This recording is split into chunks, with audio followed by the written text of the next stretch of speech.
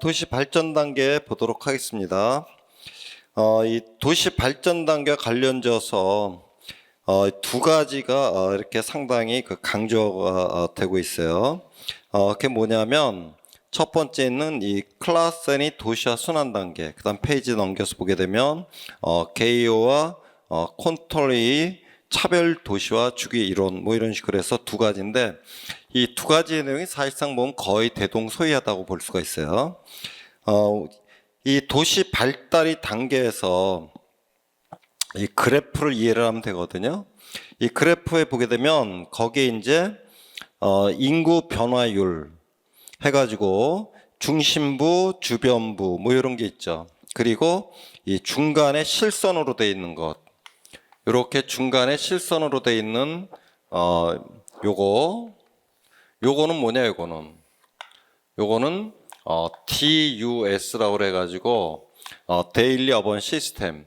그래서 일상 도시 체계다라고 얘기를 할 수가 있어요. 그리고 거기에 이제 선들을 이렇게 거놨잖아요. 이렇게. 그래가지고 요게 지금 뭐냐면 도시화의 과정. 그리고 요게 교회와 요게 이제 탈도시화. 근데 이 탈도시화라는 요 말 대신에 역도시화 또는 반도시화 뭐 이렇게 여러 가지로 썼다고 그랬어요. 그 요게 이제 재도시화 이렇게 돼 있는데 지금 거기에 보게 되면 AC 그다음에 뭐 RC 뭐 RD, AD, AD, RD, RC, AC 뭐 이렇게 나오잖아요. 이게 뭐냐면 이제 절대적인 집중. 그 페이지 이제 그 뒤에 보게 되면 그 12쪽에 이제 표로서 도시화의 단계에 따른 인구 변화의 특징이라는 표에 보게 되면 도시화에서 절대적 집중, 상대적 집중 뭐 이런 말이 나오죠. 그래서 여기에 지금 보게 되면 이게 의미하는 바가 뭐냐? 지금 이 도시화 단계에서 이 도심 지역은 플러스 두 개를 해놨죠. 그러니까 도심 지역에 인구가 굉장히 몰린다는 뜻이고, 그 일상 도시권이라고 써 있는 이게 이제 일상 도시 체계예요. 이 DUS 그래서 여기서 플러스야 전체적으로는. 그 외곽 지역은 마이너스다 이거잖아요. 그러니까 이게 도시가 있다면 여기가 이제 도심이야. 그러면 이 도심 지역으로 집중이 되는 거야. 여기서 마이너스고 플러스야. 그래서 플러스 마이너스 하니까 전체적으로는 플러스가 된다. 이런 뜻이다 이거죠. 그리고 이제 교회화 단계에서는 상대적으로 도심 지역도 여전히 늘어나. 그리고 외곽 지역에 플러스야. 이렇게 했을 때 도심 지역이 플러스, 외곽 지역이 플러스. 그러다 보니까 전체적으로 플러스 세 개가 나온다 이거죠. 교회화, 그러니까 이 교회화 단계에서 도시 인구가, 도시권의 인구가 굉장히 크게 늘어난다. 그래서 이 두 개는 합쳐서 뭐냐면 오른쪽에다 이제 써놨지만 이 집중에 의한 도시 성장이다. 근데 그 다음을 보게 되면 이제 역도시화 내지 탈도시화 이때는 어떠냐? 절대적인 분산. 그래가지고 이렇게 보면 여기는 마이너스예요. 그죠? 그러니까 이 도심적 인구가 굉장히 줄어든다는 이런 얘기가 되고 이 도시 외곽 지역은 뭐냐면 플러스야. 그러니까 여기에서 빠져나간다는 얘기가 되잖아요. 그래서 전체적으로 볼 때 마이너스가 된다 이거죠. 그리고 재도시화 단계에서는 뭐냐면 이 도시화 단계에서 도심 지역으로 뭐 엄밀하게 이제 그 버제스식으로 따지게 된다면 이제 점유지대가 되겠죠. 이쪽으로 플러스가 돼. 그리고 외곽 지역에서는 뭐냐면 마이너스야. 그리고 전체적으로 오니까 마이너스야. 자, 근데 여기서 좀 헷갈리는 게 지금 표현을 뭐라고 그랬냐면 분산에 의한 인구 성장이라고 돼 있잖아요.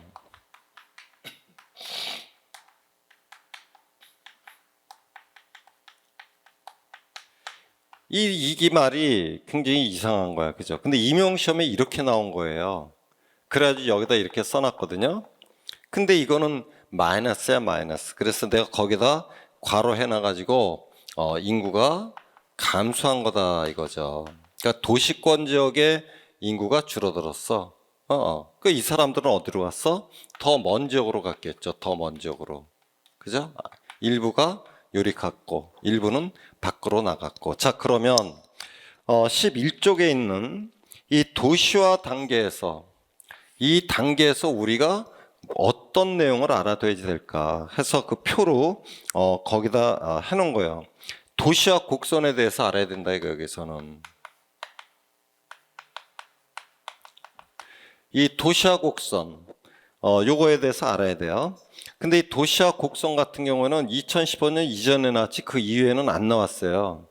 요새는 이 도시화 곡선이 상대적으로 이렇게 좀 인정을 잘 안 하는 것 같아 이거를. 그다음 도시 성장, 지역 분화, 도시 재개발, 도시 내파 뭐 이렇게 돼 있는데, 자 여기에서 지금 우리가 이제 알아둬야 될 용어가 도심 재개발이에요. 도심 재개발. 지금 요 제도시화 단계에서 이 제도시화 단계에서 이 나오는 말이 뭐냐면 도심 재활성화. 그러니까 요 도심 재활성화라는 말하고 도심 재개발이라는 용어 이게 헷갈려요. 도심 재개발 해놓으니까 도심 재개발 이건 당연히 재도시화해서 되는 거 아닐까? 그게 아니다 이거죠. 도시화 단계에서 도시로 사람들이 막 몰려드니까 그전엔 별로 없었잖아. 그래서 여기에서 다시 도심 지역을 개발을 한다. 그리고 여기에 이제 도시 전체적으로 이제 개발을 하는 거야. 그러니까 여기에 지금 거기다 이제 도시 재개발이라는 말을 썼는데 요 도시 재개발을 도심으로 고쳐주세요. 도심. 도심. 그 여기에서는 이제 도심 재활성화고 여기에서 용어를 쓴다면 도시 개발이 돼야지 되겠지. 도시 개발. 그래서 이 부분이 도시가 아니라 도심으로 돼야 되고 여기에서 이제 뭐냐면 도시 재개발이 된다 이거죠. 요거를 도시 재생이라는 용어로 우리나라에서 이제 사용을 한 거예요. 그래서 요게 이제 뭐냐면 젠트리피케이션.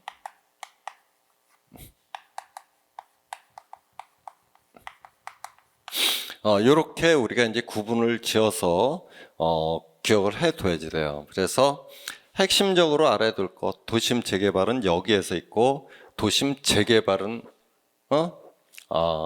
도심 재활성화는 여기에서 나오게 된다는 요거를 우리가 이렇게 알아둬야 된다 이거죠. 이 도심 재개발이라고 그랬을 때 이제 철거 재개발이 또 여기에 포함이 될 수가 이제 아예 없어버리고 새로 짓는 뭐 이런 거를 우리가 얘기해. 그다음에 이제 교회화 단계에서 우리가 기억을 해둬야 될 말은 뭐냐? 여기에서는 이 교회화에게 그죠? 이 교회화 단계에서 우리가 기억을 해둬야 될 말은 뭐냐면 거주 교회화라는 게 있고 고용 고회화라는 요거를 구분을 해서 이해를 하고 있는가라는 것도 이제 임용시험에 나왔었어요. 이 거주 교회화라는 것은 뭐하고 비슷한 개념으로 우리가 생각을 하면 되냐면 그 소매업 소매업 교회화라는 것과 마찬가지. 당연하죠. 뭐 사람들이 사니까 소매업이 이제 따라서 가는 거다라고 얘기를 할 수가 있고, 고용 교회화라는 것은 뭐냐면 이 공업의 분산. 이렇게 우리가 기억을 해두면 되겠다 이거죠. 그리고 이 교회화 단계에서 나타나는 현상이 뭐가 있냐면 스프롤 현상이 있다 이렇게 얘기를 뭐 할 수가 있어요. 그래서 우리들이 기억해둬야 될 용어들이 이렇게 구분이 되어진다 이거죠. 각각의 것도 뒤에 다시 한 번 더 반복해서 나오게 돼요. 그다음에 탈도시화에서는 이제 우리가 어떤 용어를 기억해둬야 되냐면 여기서는 이제 전원주택이라는 개념. 전원주택.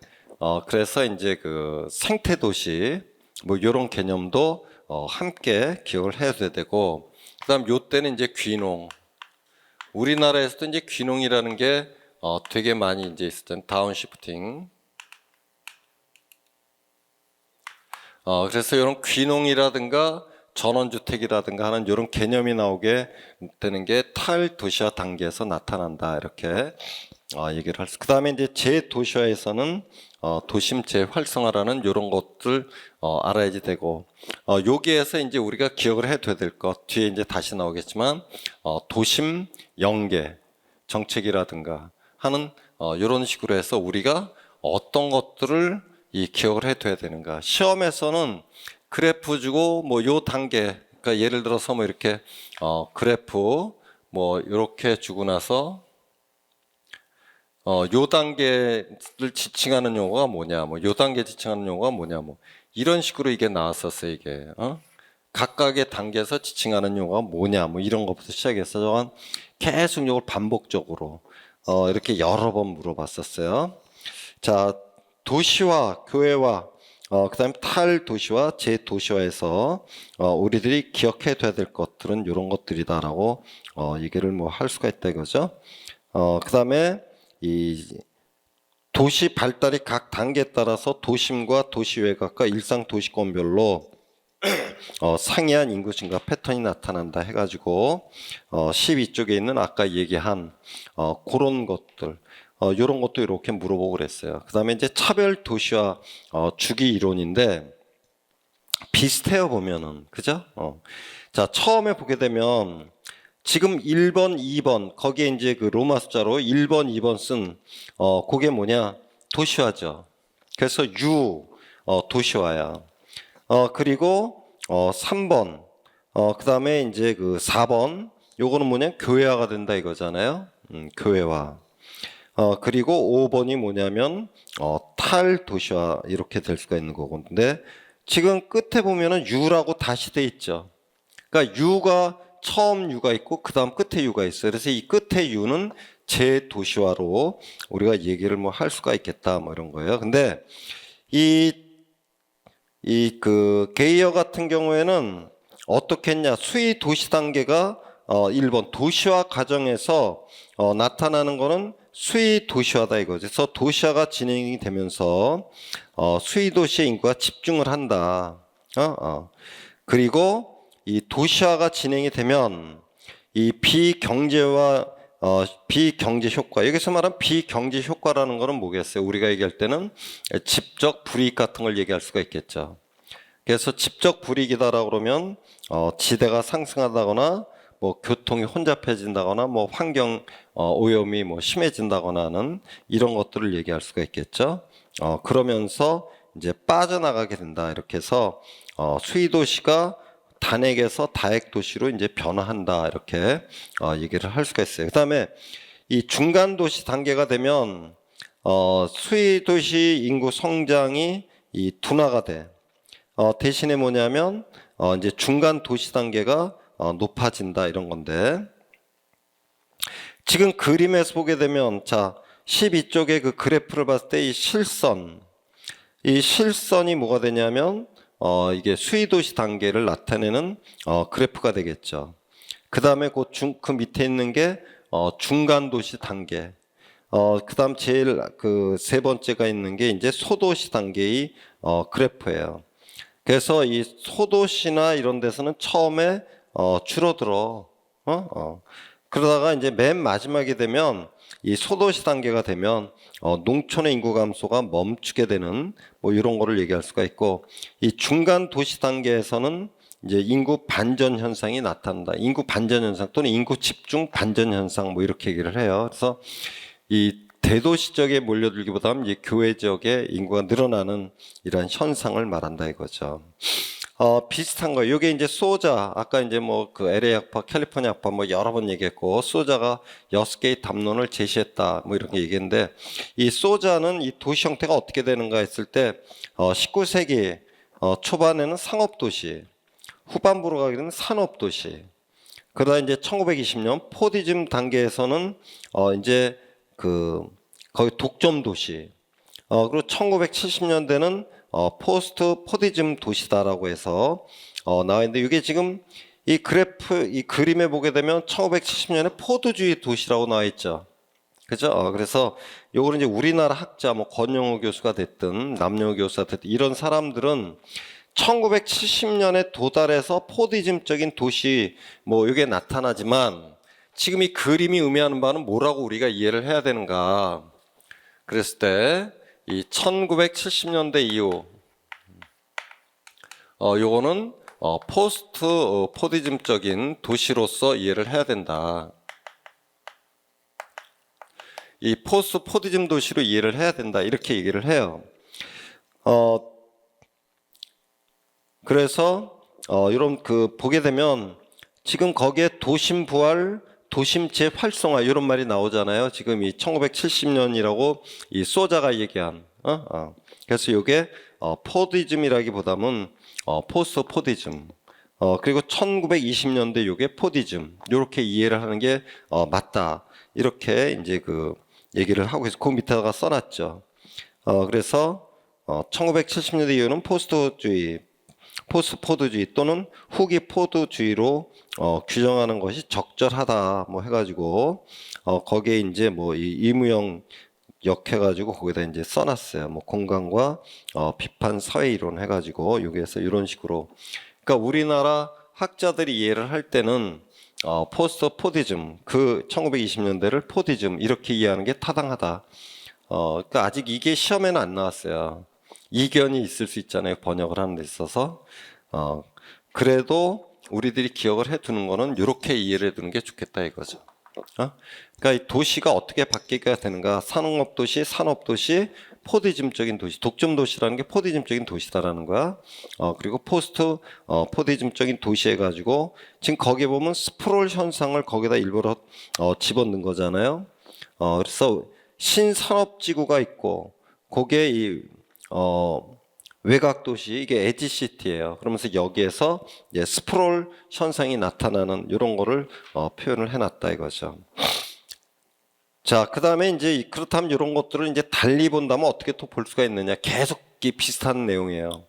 14쪽에 보게 되면 패러다임 변화와 도시 발전 단계에서 전 산업 시대, 그 다음에 정보화 시대 이렇게 나눴을 때 어떻게 바뀌게 되는가? 그래서 이게 도시화가 진행되면서 거기에 해놨죠. 도시개발, 도심 재개발, 도시개발, 도심 재개발. 그리고 이게 이제 산업 시대에서 이제 포스트 포디즘, 정보화 시대로 넘어가게 되면서 도심은 연계 정책, 그리고 구시가진 젠트리피케이션, 도시 외곽은 생태 도시, 또는 주변 도시, 엣지시티, 뭐 이렇게 나타나니까 그림이 이렇게 가는 것이 학자들에 따라서 거의 일치해서 얘기를 한다는 걸 알 수가 있겠죠. 자, 이제 도시화에 대한 것을 이제 하나하나 살펴보도록 하겠습니다.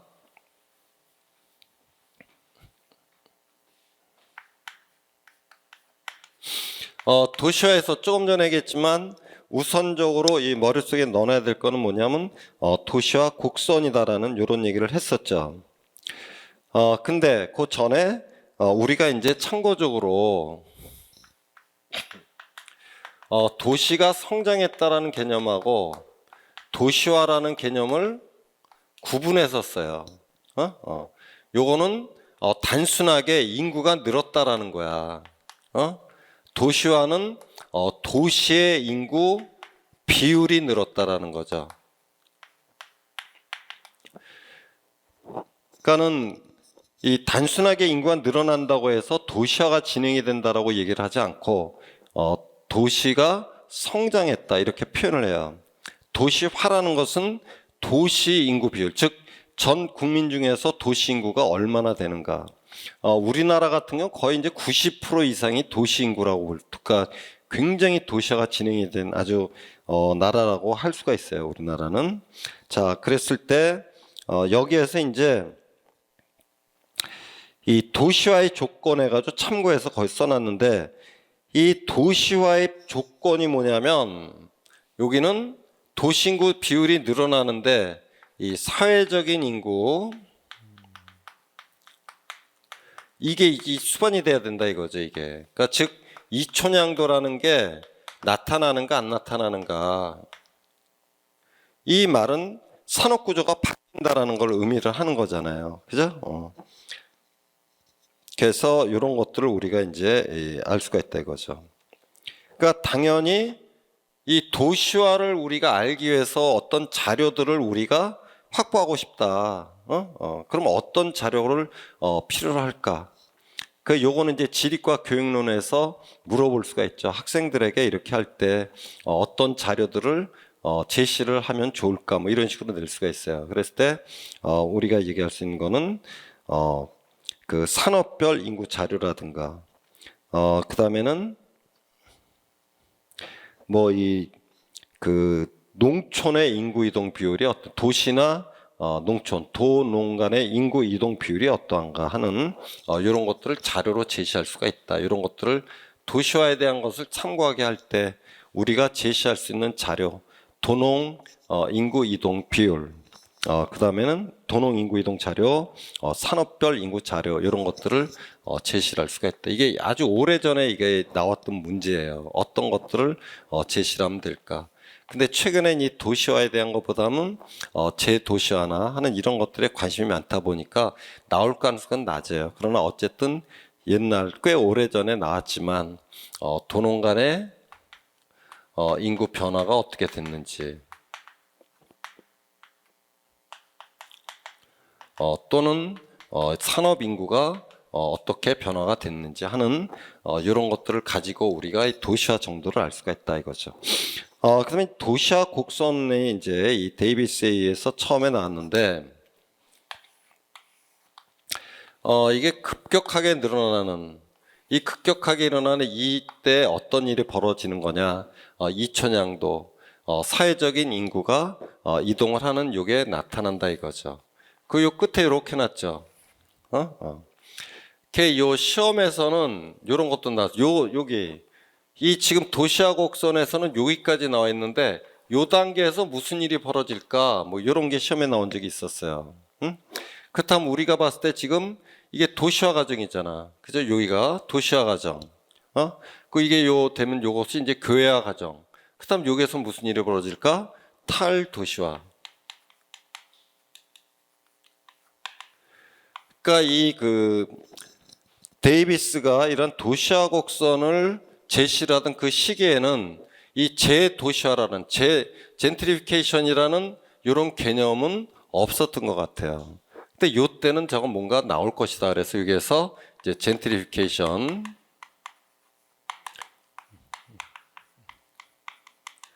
그래서 탈도시화나 재도시화 단계 이런 것들이 요 도시화 곡선의 종착 단계 이후에 점선으로 표현되어 있는 거기에서 나타날 수 있는 것이다라고 얘기를 할 수가 있다 이거죠.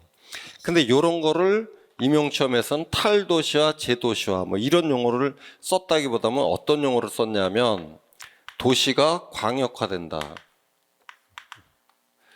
두 번째로는 다핵화된다.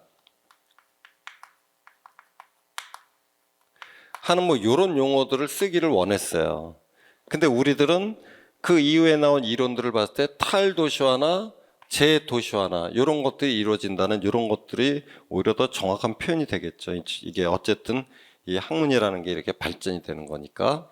자, 그리고 그 밑에 참고해서 선진국과 후진국의 도시화 곡선 단계 패턴. 그랬을 때 이 제3세계 도시화에서는 과도시화 혹은 가도시화, 가도시화, 슈도 가도시화, 슈도.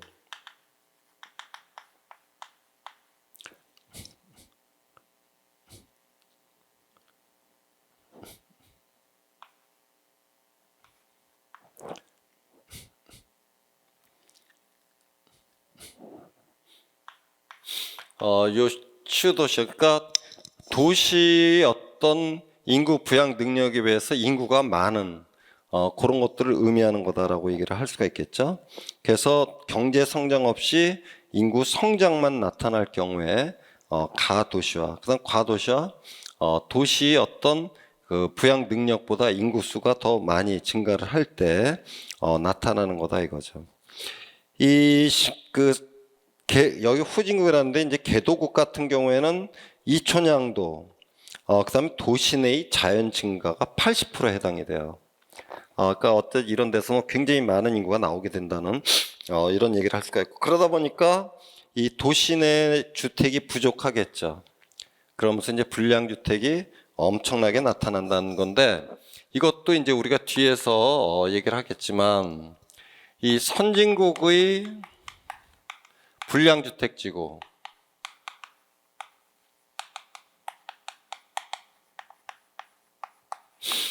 그 다음에 이제 개도국의 불량 주택지구,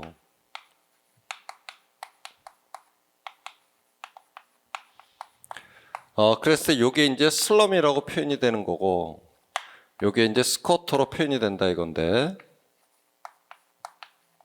차이점이 뭐냐, 차이점이. 이 건물 자체가 합법적인 건물이에요. 이거는 불법적인 건축물이에요.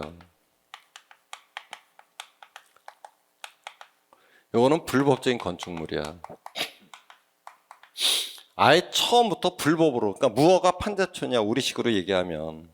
이런 데서는 굉장히 노후화가 되면서 여기에 인구가 떠났어요. 여기에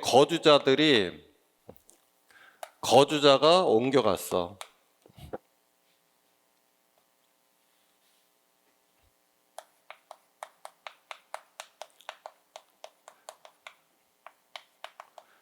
그러면서 여기가 이제 상대적으로 뭐 노숙자라든가 상대적으로 이제 그 다른 데로 가기가 어려운 이런 사람들. 그래서 이런 거를 이제 뭐라고 표현을 하냐면 이제 그 비자발적인 또는 강압적인 이렇게 거주가 되어진 이런 거고, 요게 이제 미국 같은 경우에는 요게 이제 게토라고 얘기를 한다 이거죠. 그래서 임용 시험에서는 그런 것도 물어봤었어요. 이 게토라는 것이 원래 어떤 민족과 관련된 그 용어인가, 이런 게 나온 적이 있었어요. 이건 이탈리아에서 유대인들, 그 고리 대금업을 유대인들을 한 곳에 몰아버린 거야. 니네 미워 이래가지고. 그래서 이제 거기서 유래된 말인데, 이제 그 흑인들이 이제 이 미국에서는 주로 이제 흑인들이 거주하는 지역을 지칭하는 이런 게 됐죠. 그래서 저거는 이제 우리가 뒤에 또 다시 도시 구조에서 다시 또 살펴봐요. 인클레이브라는 거하고 게토하고 비교해서, 인클레이브 같은 경우는 자발적으로 우리 그냥 여기서 모여 살래, 이런 거고, 게토는 어쩔 수 없이 그냥 여기서 살 수밖에 없어 하는 이런 거고. 자, 그 다음에 이 스쿼터 같은 건 뭐냐, 불법 건축물 아예 처음부터 무단 점유를 한 거예요. 그래서 이 선진국 같은 경우 슬럼이 이제 그 점이지대, 도심에 인접한 점이지대에 나타나지만, 여기서는 이제 우리가 역전된 동심원 모델이라고 그래가지고, 여기서는 이제 주변부에 이런 무단 점유를 한 것이 나타난다. 그래서 라틴 아메리카 지역이 대표적이다라고 얘기를 할 수가 있어요, 이런 게. 그래서 여긴 처음부터 그냥 이렇게 사는데, 여기에서는 이제 어떤 가족이라든가 이렇게 모여 사는, 그러니까 이촌양도에 의해서 왔는데 뭐 어디 뭐 살 데가 없어. 그러니까 일단 집 짓고 사는 거야. 뭐 이렇게 나오는 이런 거라고 얘기를 할 수 있어요. 이 사람들은 뭐 떠나고 싶어도 워낙 이렇게 빈부격차가 크다 보니까 떠나질 못하는 거야. 근데 언제든지 떠나고 싶어 하죠. 그래서 이런 식으로 이제 나누는데, 자, 그 15쪽의 아래쪽을 보게 되면 선진국과 개도국 같은 경우에 이 도시화를 뭐로 표현하가, 선진국은 성숙 도시화라는 말을 써요. 상대적으로 완만하죠. 개도국은 상당히 급하게 쫙 올라가는 거야, 이게. 그래서 요거는 성숙 도시화다 이렇게 표현을 하고 개도국 같은 경우에는 확장 도시화라는 요런 용어를 사용을 한다. 이렇게 차이점을 둘 수가 있어요. 그리고 여기에서 이제 사회적 증가가 수반이 돼야 된다고 그랬죠. 선진국은 상대적으로 사회적 증가 비율이 높다는 얘기고, 개도국은 조금 전에 된 80%가 자연적 증가, 무단으로 이주 와가지고 애를 거기다 낳는다라는 이런 얘기를 할 수가 있고, 도시 체계, 요건 우리가 이제 뒤에 도시 체계에서 이제 또 살펴보겠지만, 선진국 같은 경우는 순위 규모 분포, 개발도상국은 종주 도시화 분포인데, 종주 도시화라는 게 제1위 도시 인구가 굉장히 큰 그런 걸 종주 도시화라고 그러죠. 순위 규모라는 거는 뭐 상대적으로 이렇게 그 분포 곡선이 나오는. 그래서 선진국 같은 경우는 상대적으로 이렇게 나와. 그에 반해서 개도국 같은 경우에는 뭐 이런 식으로 나타나는. 그래서 이 1위 도시가 엄청나게 커. 이런 차이점을 볼 수가 있다 이거죠. 그래서 요거는 우리가 뒤쪽에서 다시 살펴보도록 하겠습니다. 그다음에 이제 산업 발달과 도시화에서 이 도시화가 진행이 되면서 이 도시 주변의 농촌은 어떻게 바뀌는가? 토지용이 상당히 집약적인 토지용, 근교농업이 이루어진다 이거죠. 원예 작물이라든가 과수 작물이라든가 하는 것들이 된다. 그 다음에 도시화 1차 산업 구성 및 반비례 한다라는 거고, 2차 산업이 도시화에 가장 큰 영향을 주는데, 요거는 우리가 또 이제 기반 산업 해가지고 승수 효과에서 뒤쪽에 다시 또 살펴보도록 하겠습니다. 그 다음 3차 산업과 도시화의 관계에서 3차 산업은 도시화를 가속화시킨다. 그러니까 이 도시화는 기차 산업으로부터 시작이 되는데 이게 가속화가 되는 건 3차 산업이다 이런 얘기예요. 그 다음에 이제 이 1차에서 2차, 3차로 되는데 관광도시 같은 경우는 1차에서 퍽 뛰어서 3차로 바로 가는 그래서 우리나라의 제주도 같은 경우가 여기다. 그 다음에 이 도시화 과정에서 나타나는 현상이 뭐냐면 대도시 팽창형에서 스포롤 이렇게 되는 건데 비지적인 팽창, 방생 팽창, 외연적 팽창 이런 식으로 되고 도시 내파 현상, 도시 내파 현상이라는 용어는 진짜 그 옛날 한 30년 이상 됐나 봐. 그때 한번 그 용어가 나온 적이 있었는데 그다음부터 나온 적이 없어요. 근데 참고적으로 알아두라고 도시 내파 현상이라는 용어도 있다 이거죠. 도시 내파가 뭐냐 그러면 물리적인 거리는 멀리 떨어져 있을지 몰라도 기능적으로 대도시끼리 연결이 잘 되는 이런 걸 우리가 도시 내파 현상이라고 한다 이거죠. 그다음에 이제 교회화인데 교회화. 잠시 쉬었다가 합시다.